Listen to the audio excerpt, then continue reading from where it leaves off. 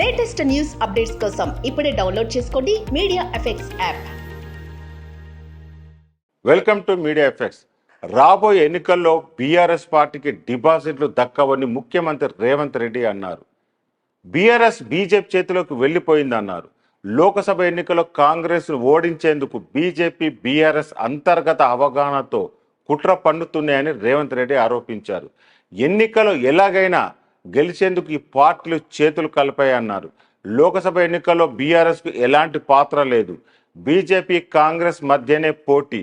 NDA India కూటమి తలపడుతున్నాయన్నారు. అన్ని పార్టీలు ఏదో ఒక కూటమిలో చేరాయి. లోకసభ ఎన్నికల వేళ తాజాగా ఇంటర్వ్యూలో కీలక సమాధానాలు ఇచ్చారు ముఖ్యమంత్రి రేవంత్ రెడ్డి.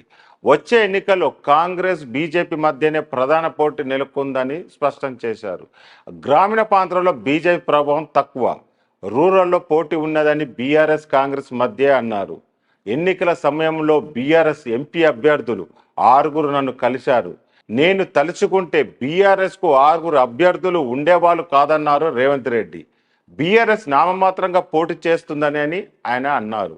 తెలంగాణ ప్రజలు కేసీఆర్ని నమ్మే పరిస్థితి లేదన్నారు.